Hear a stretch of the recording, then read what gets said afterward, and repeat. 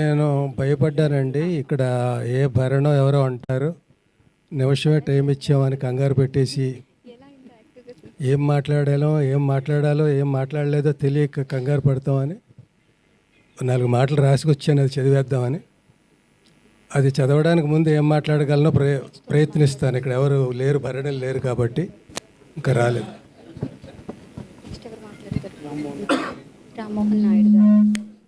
చాలా గొప్ప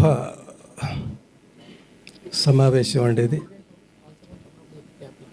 బ్రహ్మానందం గారు ఎప్పుడు నన్ను ఎల్బి అని పిలిచిన సందర్భాలు చాలా తక్కువ.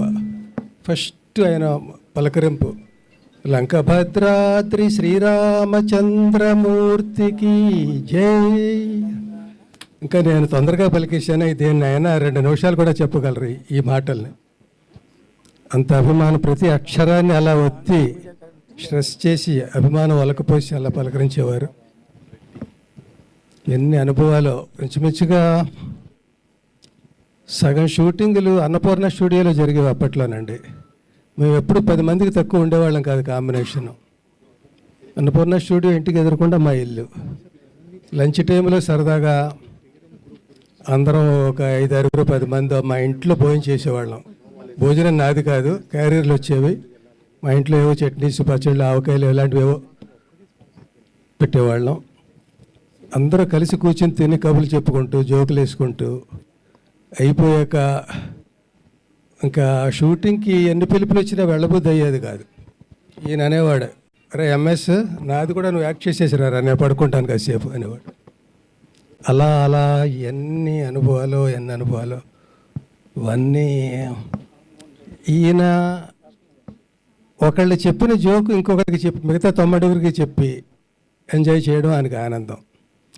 అందులో నా జోకులన్నీ తెలివి తక్కువ జోకులుగా ఉండేవి. నేను చేసిన ఏ పనైనా అంతే. వీళ్ళలో నేను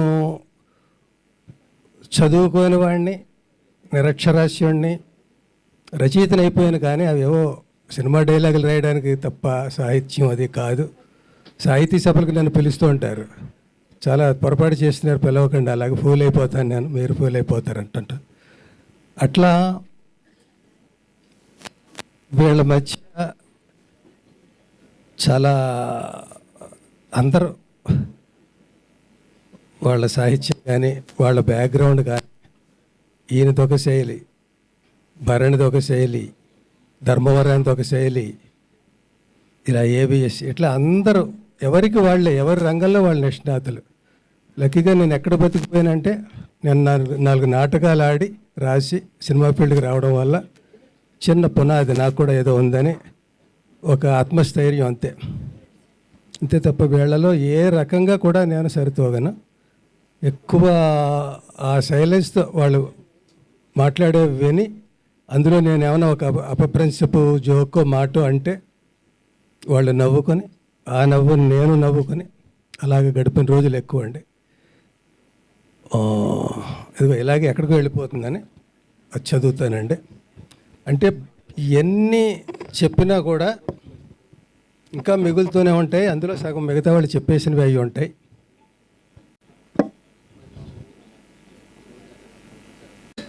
దయచేసి ఎవరు స్క్రిప్ట్ ఇవ్వలేదు, నేనే రాసుకొచ్చాను, రైటర్ని కాబట్టి నేను రాసింది నేనే చదవాలి. అయితే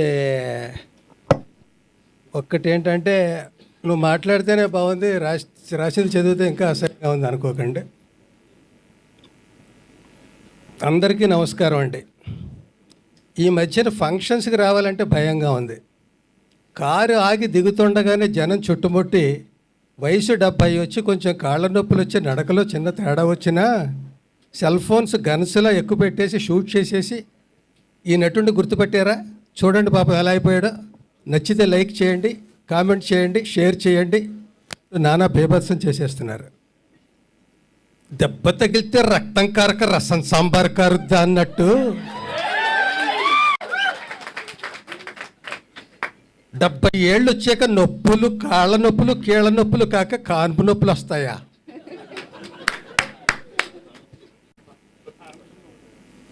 అందరూ బ్రహ్మానందం గారు అయిపోతే హాస్యం బ్రహ్మ పదార్థం అయిపోదు.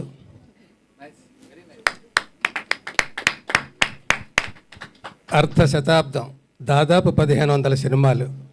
పోటీ నలుగురు మధ్య అయినా, 40 మంది మధ్య అయినా, రాబోయే ఇంకో 80 మంది మధ్య అయినా, తరతరాలతో తలబడిన తరగని చరిష్మా.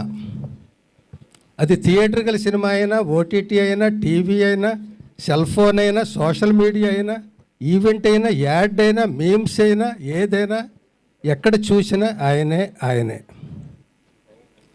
ఆయనతో నటించని నటుడు లేడు, ఆయన నటించని సినిమా లేదు, ఆయన నటించిన పాత్ర లేదు, అసలు ఆయన నటించక్కర్లేదు, అసలు ఏం చెయ్యక్కర్లేదు, ఆయన కనిపించక్కర్లేదు, జస్ట్ ఆయన గుర్తొస్తే చాలు నవ్వు వచ్చేస్తుంది. ఒక్క మాటలో బ్రహ్మానందం గారు ఒక అపురూపం. ఆయనది ఒక హాస్య విశ్వరూపం.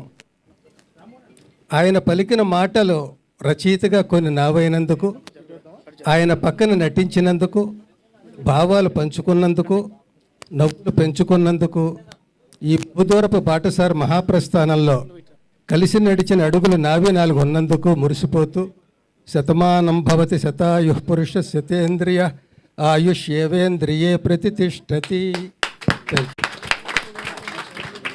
బ్రహ్మానందం గారి తల్లిదండ్రులకు నేను పాదాభివందనం చేయదలుచుకున్నాను. బ్రహ్మానందం గారు పుట్టినరోజు అనగానే ఆయనకి పుట్టుకనిచ్చిన తల్లిదండ్రులు గుర్తొస్తారు. కేవలం ఆయనకి పుట్టుకనిచ్చినందుకే కాదు, వారిద్దరూ భవిష్యత్ దర్శనం కలిగింది వాళ్ళకి. బ్రహ్మానందం అనే పేరు పెట్టినందుకు వాళ్ళకి మరోసారి నమస్కారం పెడుతున్నా. బ్రహ్మానందం అంటే ఒక వ్యక్తి, ఒక నటుడు 70 సంవత్సరాల జీవితాన్ని మీరు చూస్తున్నారు, నేను అలా చూడట్లా.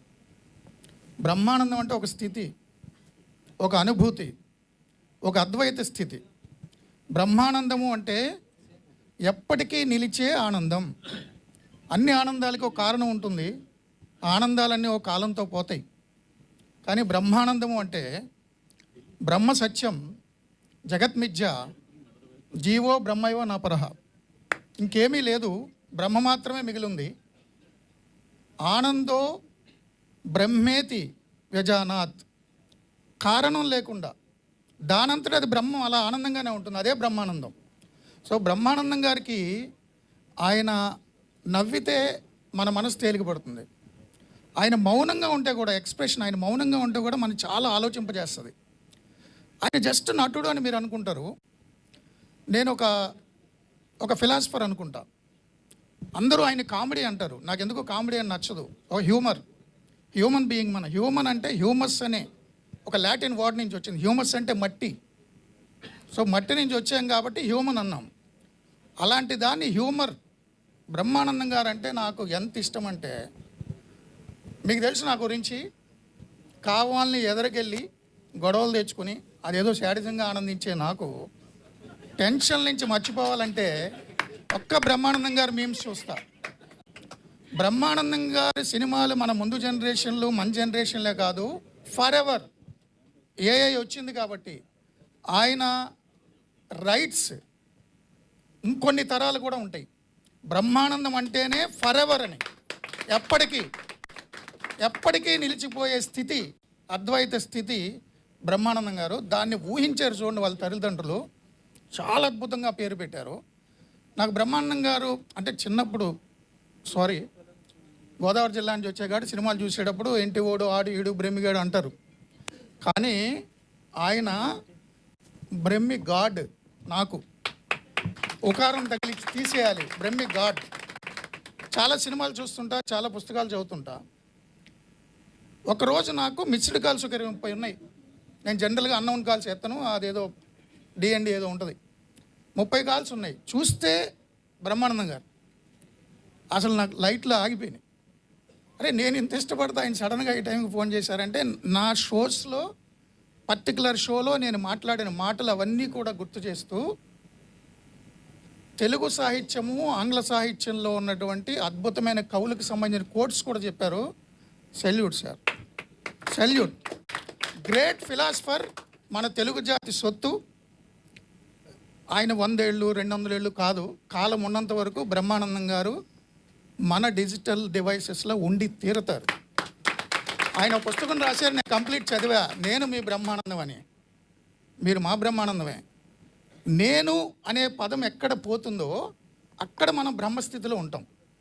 ఇగో పోవాలి. యోగ వాసిష్టంలో శ్రీరామచంద్రుడికి ఇదంతా వైరాగ్యం వచ్చేసి ఏం చేయాలో తెలియక రాత్రిపూట గురువుగారి దగ్గరికి వెళ్ళి తలుపు కొట్టాడంట వశిష్ఠుడి దగ్గర. ఎవరు తలుపు కొట్టిందంటే నువ్వెవరు అని అడిగాడట వశిష్ఠుడు. అది తెలియక వచ్చా అన్నాడు. సో నేను అనే పదం కోల్పోతే మనం బ్రహ్మానందంలో ఉంటాము, స్థితిలో ఉంటాము. సినిమా చూస్తున్నప్పుడు నేను అనే పదం కోల్పోయి అహంకారం కోల్పోయి పడి నవ్వుతాం కదా, అది బ్రహ్మానంద స్థితే.